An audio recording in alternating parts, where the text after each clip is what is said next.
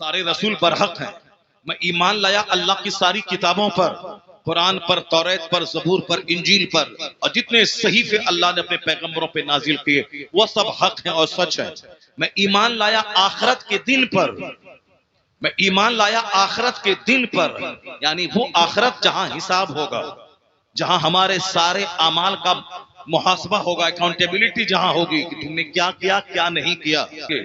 Register داہنے بدوں کا register ہوگا، کافروں کا یہ سینہ آپ کے پیچھے کر دیا جائے گا اور اس کے ہاتھ میں نام پہچان جائیں گے یہ کافر ہے. یہ ہاتھ سینہ پھاڑ کے ادھر سے گھسا کے ادھر نکال کے اس کے ہاتھ میں رجسٹر دیا جائے گا کہ تم نے کیا کیا. نیک لوگوں کا رجسٹر نیکیاں لکھی ہوئی رہیں گی، برے لوگوں کا رجسٹر برا کام کیا ہے سب وہاں درج ہوگا. ہاتھ سے کیا وہ سارے کام وہاں ہوں گے.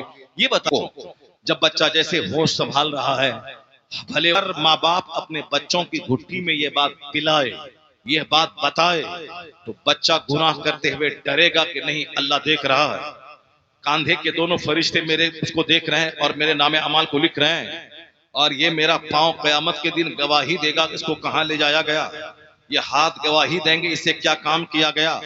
یہ آنکھ گواہی دے گی اس آنکھ کو کہاں کی مسجد کو دیکھنے میں لگایا، ماں باپ کا چہرہ دیکھنے میں لگایا، یا دوسروں کی بہو بیٹی کو دیکھنے میں لگایا، یا شراب کی بھٹی کو دیکھنے میں لگایا، کہاں لگایا. یہ آنکھ خود بیان کرے گی. یہ باتیں اگر ہر ماں باپ اپنے بچوں کو 5 منٹ ڈیلی بتا دے تو بچہ انجینئر بھی ہوگا، نمازی بھی ہوگا، بچہ ڈاکٹر بھی ہوگا، نمازی بھی ہوگا، بچہ پروفیسر بھی ہوگا، نمازی بھی ہوگا، بچہ لائر اور بیرسٹر بھی ہوگا، مصطفیٰ کا سچا وفادار غلام بھی ہوگا. اس لیے آج اگر بچے آوارہ ہیں تو قصور ہمارا ہے کہ ہم نے بچوں کی تربیت نہیں کی. اگر بچے آج پیسہ کمانے کے پیچھے ڈکیت اور چور ہو گئے تو قصور ہمارا ہے کہ ہم نے ان کے سامنے صرف یہی بتایا فلاں کا بیٹا انجینئر بنا 50 لاکھ کما لیا، فلاں کا بیٹا ڈاکٹر بنا 50 کروڑ کما لیا، فلاں کا بیٹا دلی پنجاب گیا 50 کروڑ کا فیکٹری ڈال دی، فلاں کا بیٹا پٹنہ گیا بیرسٹر بنا اور انہوں نے 1 ارب کما لیا، فلاں کا بیٹا دلی گیا وہاں چوری ڈکیتی کر کے صاحب انہوں نے دلی میں 50 دکان خرید لیا. تو ہمارا بچہ یہ سوچتا ہے کہ باپ ہمیشہ یہی بولتا ہے وہ اتنا کما لیا، وہ اتنا کما لیا، وہ اتنا کما لیا، وہ اتنا کما لیا. اس کا مطلب ہے کہ زندگی کا مقصد صرف کمانا ہے. تو چلو ہم بھی کماتے ہیں، چاہے باپ کی زمین بیچ کے ہو، یا باپ کا بلینک چیک پہ سائن کروا کے ہو، چاہے باپ کو مار کر کے اس کی LIC کی میچورٹی کی رقم لے کے ہو، چاہے چوری ڈکیتی کر کے ہو، چاہے شراب بیچ کے ہو، چاہے سود کھا کے ہو، چاہے تسکری کر کے ہو، چاہے جو بھی کام کرنا پڑے مگر پیسہ چاہیے. کیونکہ باپ نے اس کو بتایا ہے کہ آدمی وہی ہے جو پیسہ کماتا ہے، آدمی وہی ہے جو مکان بناتا ہے، آدمی وہی ہے جو 10-20 بیگھہ زمین خریدتا ہے. اس لیے آج صرف پیسہ لوگوں کا مذہب ہو گیا، اور جیسے بھی ہو پیسہ چاہیے، جیسا بھی ہو. اس میں 100% قصور ماں باپ کا ہے جس نے اپنے بچوں کو نہ آخرت کی بات بتائی، نہ اللہ کے ڈر کی بات بتائی، نہ جنت کی بات بتائی، نہ جہنم سے بچنے کی بات بتائی. جبکہ مسلمان ہونے کے لیے بیسیکلی یہ عقیدہ ضروری ہے، آمنت باللہ وملائکتہ وکتبہ ورسلہ والیوم الآخر. یعنی آخرت کے دن پہ اس کلمے کو زبان سے رٹ کے بولنا کمال نہیں، کمال ہے کہ اس کی میننگ پر نظر رہے کہ اس کا میننگ کیا ہوا. میں ایمان لایا اللہ پر کہ اللہ میرا مالک، میرا رازق، میرا خالق ہے. ایمان لانا کہ سارے رسولوں پہ کہ اللہ کی طرف سے وہ بندوں کی ہدایت کے لیے دنیا میں بھیجے گئے، اس لیے سارے رسول برحق ہیں، ان کا پیغام برحق ہے. ساری کتابوں پہ ان کتابوں میں ہمارے لیے ہدایت ہے، اللہ کی طرف سے وہ ساری کتابیں حق ہیں. اور پھر آخرت کے دن پہ مرنے کے بعد جسے روز جزا کہتے ہیں، جسے دا ڈے آف ججمنٹ کہتے ہیں، جسے ورلڈ آف ہیئر آفٹر کہتے ہیں، جسے یوم الدین کہتے ہیں، جسے بدلے کا دن کہتے ہیں، اس پر ایمان لانا ضروری ہے. اور قرآن کی سب سے پہلی سورت سورہ فاتحہ جس میں سارا قرآن جمع ہے. قرآن میں 114 سورتیں ہیں، ساری سورتوں کا جو سینس جو مفہوم ہے وہ سورہ فاتحہ میں جمع ہے. یعنی سورہ فاتحہ جو پڑھ لیا سمجھ لیں پورا قرآن پڑھ لیا. اسی لیے ہر نماز کی ہر رکعت میں سورہ فاتحہ کا پڑھنا ضروری ہے. اسی لیے ضروری ہے کہ اس کے پڑھنے کا مطلب ہوا کہ پورا قرآن پڑھ ڈالا. اس سورہ فاتحہ میں یہ ہے الحمدللہ رب العالمین، ساری تعریف ہے اس رب کے لیے جو سارے جہان کا پالنے والا ہے. ساری تعریف اس اللہ کے لیے جو سارے جہان کا پالنے والا ہے، سب کو کھلانے والا ہے. اب جو پالنے والا رب ہے اس پر یقین نہیں ہے. اب 2 روٹی کے لیے بندہ کنگال ہو گیا، 2 روٹی حاصل کرنے کے لیے بندہ جانوروں سے بدتر ہو گیا.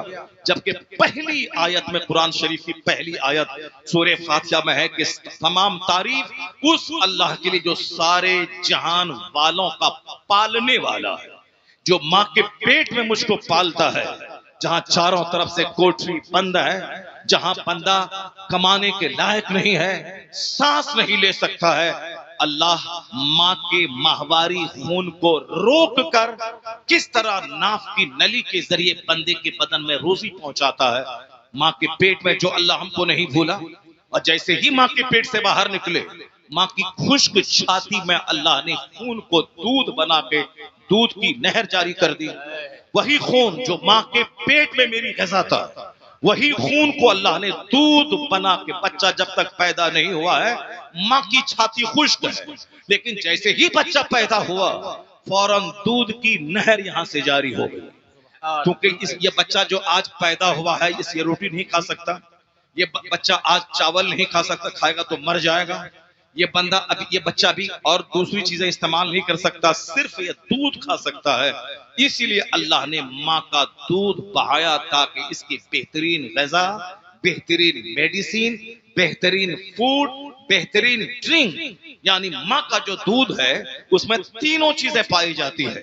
جیسے غذا یعنی چاول روٹی جو غذا ہے، اور ڈرنک یعنی پانی، مشروب جیسے پانی وہ ڈرنک ہے، اور اب میڈیسین دوا.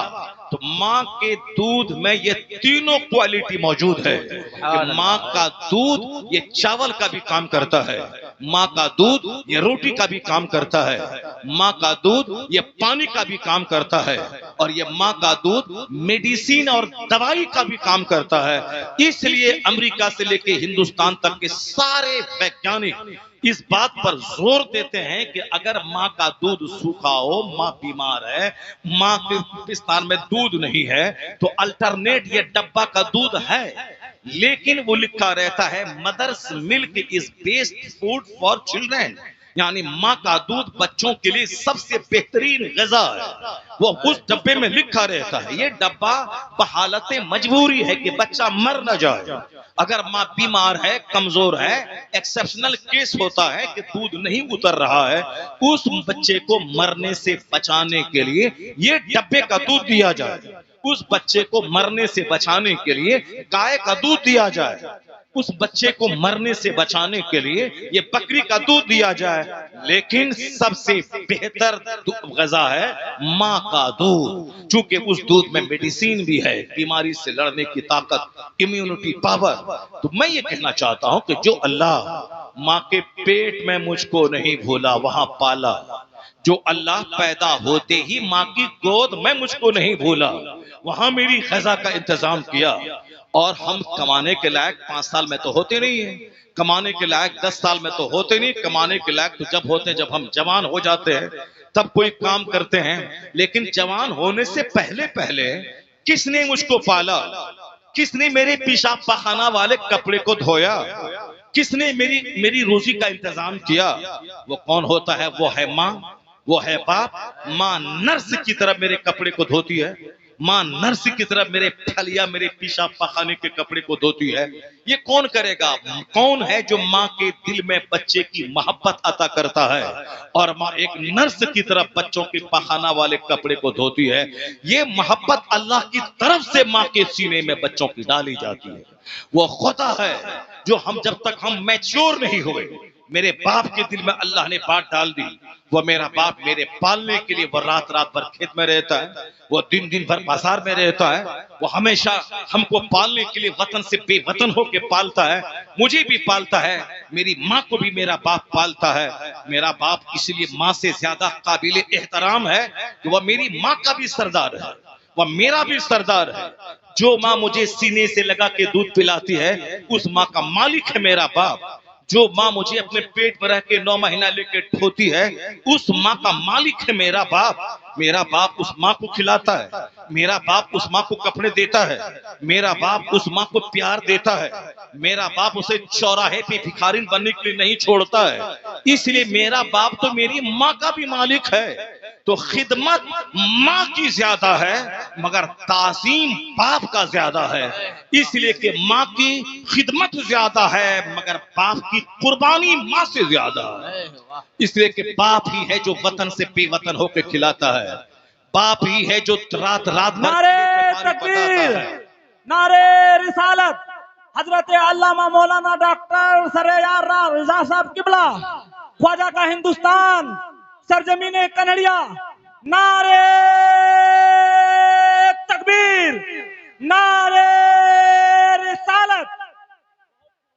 اس لیے اکثر شاعر لوگ یہی بولتا ماں ماں ماں ماں ماں ماں ماں ماں, یعنی سب جانتا ہے کہ ماں کی ہمدردی لوگوں کو زیادہ ہوتی ہے. اسی لوگوں کی ہمدردی بٹورنے کے لیے, 2-4 پیسہ کمانے کے لیے اکثر لوگ صرف ماں ماں ماں کرتا رہتا, جبکہ باپ تو ماں کا بھی مالک ہے. اسی لیے باپ کی تعظیم زیادہ ہے, باپ کا سامان زیادہ ہے. ماں ہے چاند کے مانند, وہ چاند جو رات میں بینی بینی روشنی زمین کو دیتا ہے, اور باپ ہے سورج کے مانند جو سورج گرم روشنی پودے پہ ڈالتا ہے, اور وہ پودا کبھی بھی نہیں پھل پھول لا سکتا جب تک کہ سورج کی گرمی اس پودے پہ نہ پڑے. سورج کی گرمی ہے جو پودے کو برباد ہونے سے بچاتی ہے. یہ باپ کی گرمی ہے جو بچے کو تباہ ہونے سے بچاتی ہے. اگر باپ بچوں کو 2 تماچا نہیں مارے, اور باپ بچوں کو ہاتھ پکڑ کے اسکول نہیں لے جائے, اور باپ اگر بچوں کو اسکول نہیں گیا تو اسے 2-4 تماچا مار کے کھانا نہیں بند کر دے, وہ بچہ عیاش, وہ چور, وہ ڈکیت, وہ ناکارہ, وہ کوڑھی, وہ بزدل, وہ نکما ہو جائے گا. لیکن یہ باپ کا جگر ہے جو اپنے بچوں پہ سورج کی گرم روشنی بھر کر بچوں کو تباہی سے بچا دیتا ہے. یہ ماں کے پاس تو بچہ بہانہ بناتا ہے. جیسے پرسوں میرے پاس فون آیا, پورنیہ کا سب سے بڑا اسکول ہے سہارا ایڈوانس اسکول, وہاں سے میرے پاس فون آیا کہ آپ کا بیٹا عثمان نہیں آ رہا ہے, مسلسل اسکول نہیں آ رہا ہے. میں لگاتار 20 دن سے باہر تھا اور میں آج صبح گھر آیا ہوں کہ آپ کا بیٹا عثمان نہیں آ رہا ہے. عتیق آتا ہے, آج ایگزام تھا, آج وہ نہیں آیا ہے. تو اب وہ بچہ کیا کہتا ہے, سر میں بہت درد ہے. ماں بولتی ٹھیک ہے بیٹے رہو. وہ بولے گا نہیں پیٹ میں بہت درد ہے. وہ اسکول جاتے ٹائم میں گاڑی دروازے پر کھڑی ہے, وہ لیٹرین روم گھس جاتا ہے, اور وہ بولتا ہے کہ ہمارا پیٹ درد کر رہا, ہم نہیں جائیں گے. ماں بولتی ٹھیک ہو. مگر جب میں گھر میں رہتا ہوں تو نہ کوئی پیٹ میں درد ہوتا ہے نہ کوئی سر میں درد ہوتا ہے. وہ سیدھے سب سے پہلے کھا پی کے پہن اوڑھ کے بس وہ کار کے لیے تیار رہتا ہے. کیوں؟ وہ جانتا ہے کہ نہیں گیا تو ماریں گے, اور ماں کو تو وہ ٹھگ لیتا ہے. ماں بیچاری پیار کے لیے پیدا ہوئی, اس کو بہت بڑی سوچ نہیں ہے کہ میں اپنے بچوں کو پیٹ کر کے میں اسکول بھیجواؤں. بہت ساری عورتیں جو پڑھی لکھی ہوتی ہیں, جو جرد سمجھتی ہیں کہ بچہ وہ نکما یہ پنچر بنانے والا بن جائے گا, جس طرح اس کا باپ ٹیچر ہے, اگر یہ نہیں پڑھا یہ پنچر بنائے گا, آوارہ ہو جائے گا. تو اس طرح کی پڑھی لکھی ماں اپنے بچوں کو پیار کے ٹائم میں پیار دیتی ہے, اور اس وقت اگر پڑھنے نہیں جائے وہ باپ کا رول ادا کر کے بچوں کو مارتی ہے, اسکول لے جاتی ہے. یہ پڑھی لکھی عورتیں شہر بازار کی کرتی ہے, مگر گاؤں دیہات کی بیچاری ماں جب پیار دینا چاہے اس وقت وہ مارتی ہیں. تو کوڑی کوڑیا ہے, یہ ہے وہ ہے, جبکہ اس گالی سے بچے کی زندگی تباہ ہو جاتی ہے. جب پیار دینا چاہیے تو کوڑیا کہتی ہے, اور جب مار کر کے اس کو اسکول بھیجنا چاہیے وہاں سینے سے لگا لیتی ہے. یہ عورت ناقص العقل ہے. پیار کے ٹائم میں پیار, مار کے ٹائم میں مار. لیکن ان کا حال یہ ہے کہ مار کے ٹائم میں یہ پیار کرتی ہے, اب پیار کے ٹائم میں یہ گالی دیتی ہے. اس لیے ہر باپ پہ لازم ہے وہ اپنے بچوں پہ کڑی نظر رکھے اور اپنے بچوں کو تباہی سے بچائے. تو چاند رات میں بھینی بھینی روشنی دیتا ہے, اس روشنی میں اتنی گرمی نہیں ہوتی, بس تھوڑا سا اندھیرا دور ہوتا ہے. مگر سورج اپنی گرمی ڈال کر پودوں کو ہر مصیبت جھیلنے کے قابل بناتا ہے, اور وہ پودا شاندار پھل لاتا ہے. اور جب دھوپ نہ ہو تو سارے پودے سکمار بن کے لمبے تو ہو جاتے ہیں مگر پھل کے لائق نہیں ہوتے. اس لیے کہا گیا باپ बाप मिसले सूरज के है जो बच्चों को फल फूल वाला बार आवर बना देता है, और माँ चांद के मानिंद है जो प्यार देती है। इसलिए माँ पेट में 2 साल रखती है, खिदमत उसकी ज्यादा। माँ 2 साल पूरे जिगर पिलाती है, खिदमत उसकी ज्यादा।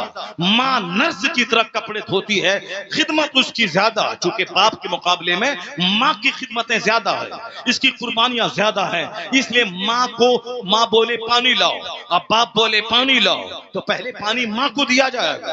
चूंकि इन्होंने पेट में 9 महीना ढोया है, 2 साल खूने जिगर पिलाया है, 5 साल तक नर्स की तरह मेरे कपड़े को वो धोई है, इसलिए इनकी खिदमत ज्यादा, मगर सम्मान बाप का ज्यादा।